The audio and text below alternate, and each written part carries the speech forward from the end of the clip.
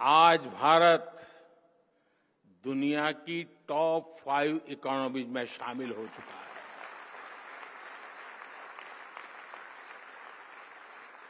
आज डीयू में पढ़ने वाले लड़कों की तुलना में लड़कियों की संख्या ज्यादा हो गई है। इसी तरह देश में भी जेंडर रेशियो में काफी सुधार आया है। यानी शिक्षण संस्थान की जड़ें जितनी गहरी होती हैं, देश की शाखाएं उतनी ही ऊंचाइयों को छूती है। और इसलिए भविष्य के लिए भी यूनिवर्सिटी और देश के संकल्पों में एक रूपता होनी चाहिए, इंटरकनेक्शन होना चाहिए। 25 साल बाद जब देश अपनी आजादी के 100 साल पूरे करेगा, तब दिल्ली यूनिवर्सिटी अपनी स्थापना के 125 वर्ष मनाएगी।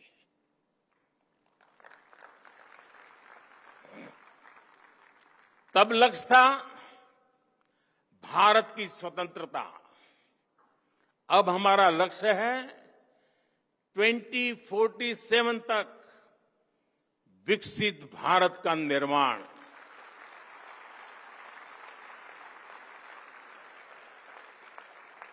पिछली शताब्दी के तीसरे दशक ने, अगर पिछली शताब्दी के इतिहास की तरफ नजर करें तो पिछली शताब्दी के तीसरे दशक ने स्वतंत्रता संग्राम को नई गति दी थी। अब इस शताब्दी का ये तीसरा दशक भारत की विकास यात्रा को नई रफ्तार देगा।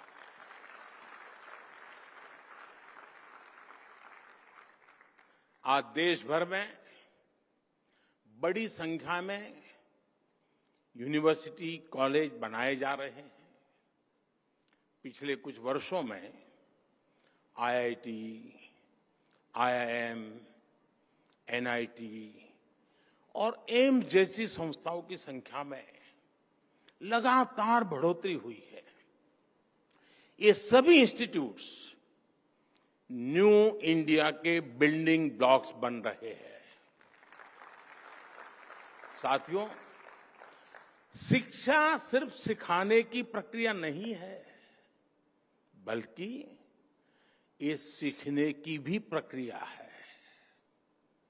लंबे समय तक शिक्षा का फोकस इसी बात पर रहा कि छात्रों को क्या पढ़ाया जाना चाहिए, लेकिन हमने फोकस इस बात पर भी शिफ्ट किया कि छात्र क्या सीखना चाहता है।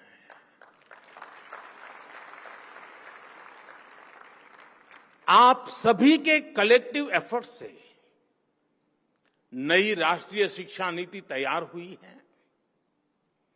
अब छात्रों को यह बड़ी सुविधा मिली है कि वो अपनी इच्छा से अपनी पसंद के विषयों का चुनाव कर सकते हैं।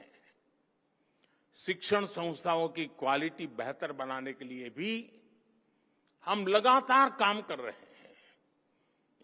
इन इंस्टीट्यूट्स को कॉम्पिटिटिव बनाने के लिए हम नेशनल इंस्टीट्यूशनल रैंकिंग फ्रेमवर्क लेकर आए हैं।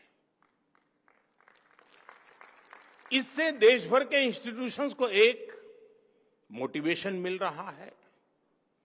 हमने संस्थाओं की स्वायत्तता को क्वालिटी ऑफ एजुकेशन से भी जोड़ा है। जितना बेहतर संस्थाओं का प्रदर्शन होगा, उतनी ही उन्हें स्वायत्तता मिल रही है। इंडिया टीवी हर वक्त हर जगह डाउनलोड करने के लिए सर्च करें India TV news Google play store या ऐप स्टोर पर।